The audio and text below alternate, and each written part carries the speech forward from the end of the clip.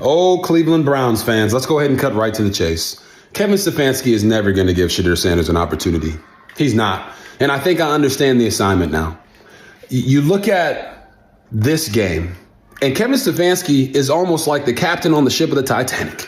He's going down with the ship. His way, nobody else's way. Myles Garrett just set a franchise record with 5 sacks in a game, and they lost 32-13 because Kevin Stefanski is not what's doing in the best interest of the team.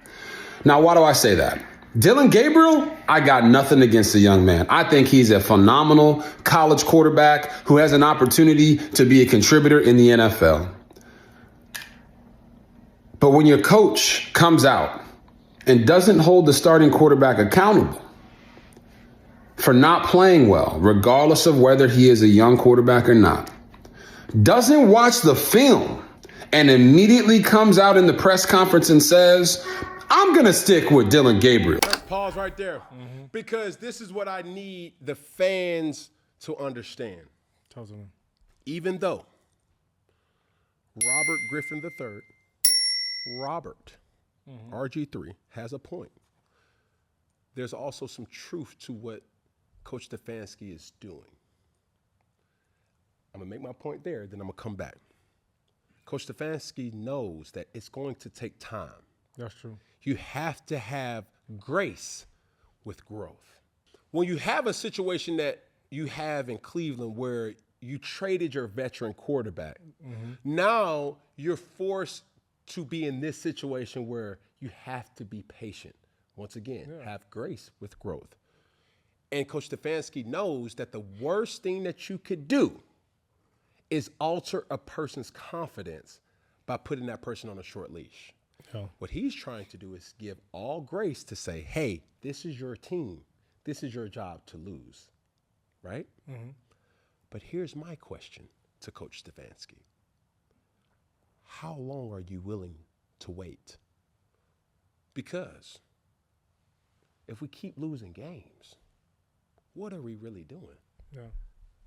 Because for sake of conversation, it ain't like Shedeur Sanders or Bailey Zappi can do any worse. Y'all still losing. Yeah. Sooner or later, they're going to have to really realize, like, hold on, dog. We just got to see what we got in the locker room. And then this is another thing. You going to go in the draft? I can. You got, what, projected? You got Dante Moore, Ty Simpson, Gunnar Stockton, Archibald, It ain't no strong quarterbacks that's making a case to be the number one guy. So Coach Stefanski knows that, hold on, I got to have grace with this. You understand what I'm saying? But while having grace, big dog, you're losing games. And tick, tick, tick, tick, tick, tick, tick, tick, tick, tick, tick, tick. You're on a clock. And even though that's the ticking time of a clock, it can also be the ticking time of a bomb. So, be very mindful of the games that you play. I understand the tactic and I understand the protocol. But ladies and gentlemen, Coach Stefanski, that time is ticking for you to have to make a decision. Because even putting Bailey Zappi back at the number 2 position, what is that really saying? I can't believe what you're saying if I'm seeing what you're doing. Which means actions speak louder than words.